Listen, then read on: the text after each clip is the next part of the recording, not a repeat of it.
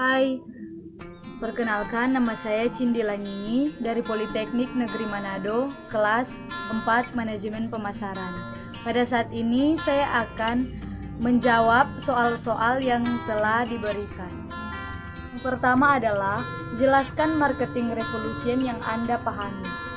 Marketing revolution adalah sebuah penyampaian penawaran kepada sebanyak mungkin pembeli sehingga terjadi penjualan yang berkelanjutan dalam waktu singkat dan jumlah yang besar.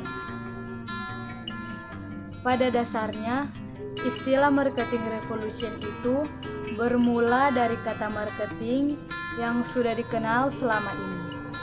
Intinya adalah menyampaikan penawaran atau promosi kepada pelanggan sehingga dapat memenuhi kebutuhan dan penjualan yang berkesinambungan. Yang kedua adalah jelaskan bagaimana menangani keberatan pembeli. Cara untuk menangani keberatan pembeli adalah tantangan tersendiri bagi seorang sales marketing atau bahkan seorang owner bisnis.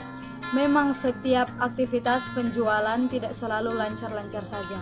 Pasti akan ada tahap ketika seorang sales atau marketing akan menghadapi penolakan pelanggan. Jika bukan penolakan, setidaknya mungkin saya calon konsumen yang ditawari itu merasa keberatan untuk membeli.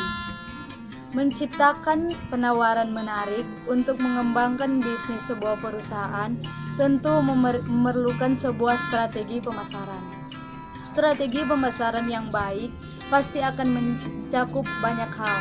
Misalnya, siap target yang kita tuju.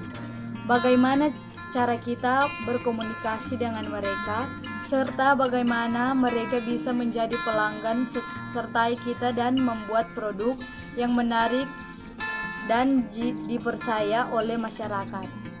Jika strategi itu dilakukan dengan benar, maka perusahaan akan mendapatkan pelanggan yang tidak terbatas. Ketiga adalah jelaskan bagaimana melayani penjualan. Di era persaingan global seperti sekarang ini, pelayanan pelanggan menjadi salah satu kunci keberhasilan dalam menangani persaingan pasar.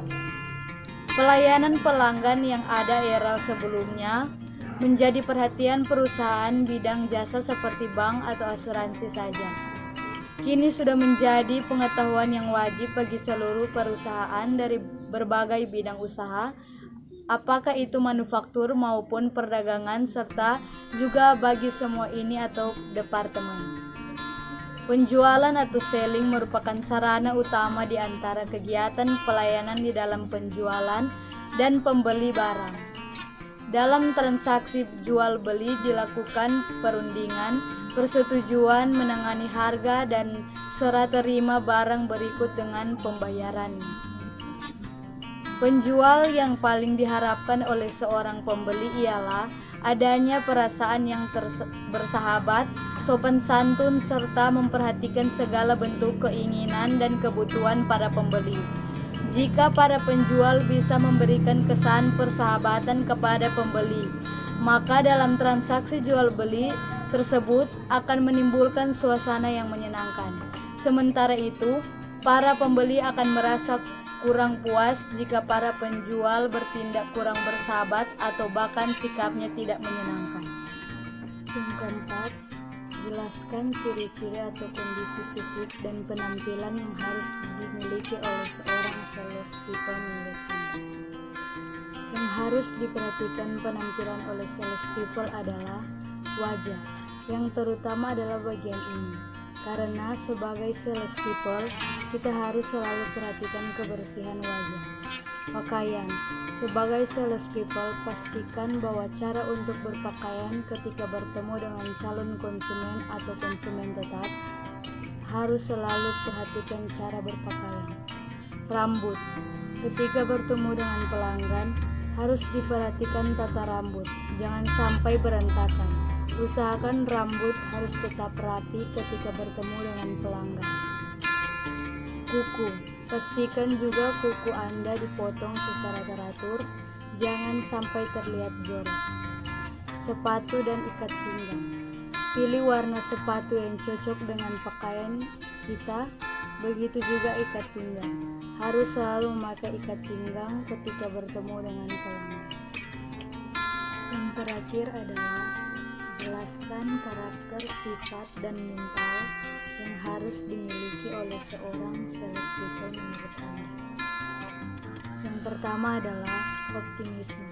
Meskipun target yang ditentukan perusahaan tinggi dan terlihat mustahil, kita harus tetap yakin bahwa kita mampu menggapai target tersebut dengan usaha yang maksimal dan tentunya dengan doa.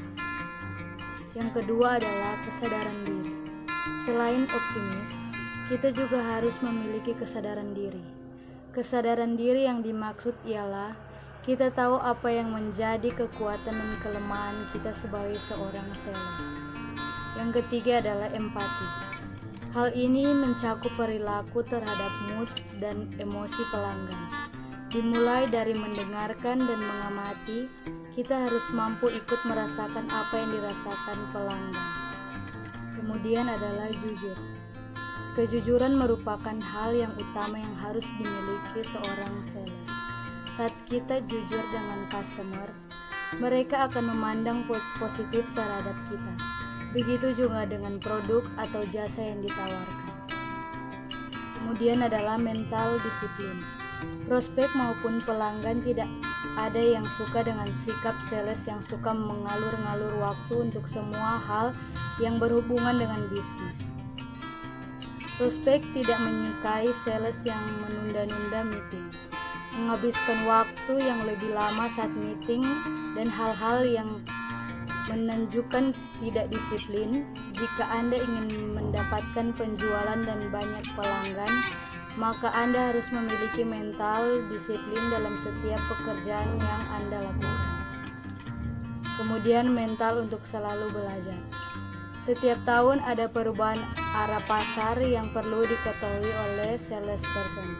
Jika Anda pertahankan mental malas seperti saat sekolah atau kuliah, Anda tidak akan bisa mengetahui arah pasar yang akan Anda hadapi. Kemudian mental yang tangguh. Masih ingat dengan pembukaan artikel ini?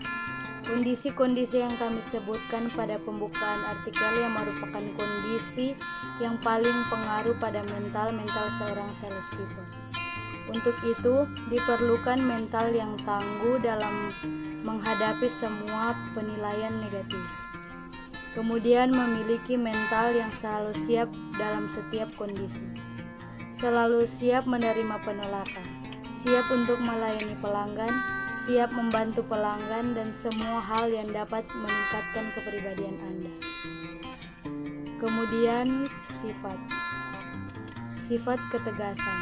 Sifat ini memungkinkan Anda untuk menggerakkan situasi penjualan untuk maju tanpa menyinggung atau membuat frustasi si pelanggan. Kedua adalah sifat kesadaran akan diri sendiri. Kita harus mampu mengidentifikasi emosi kita sendiri, mengerti bagaimana emosi kita bekerja, dan kemudian memanfaatkan emosi tersebut untuk membantu dalam membangun hubungan pelanggan yang lebih kuat.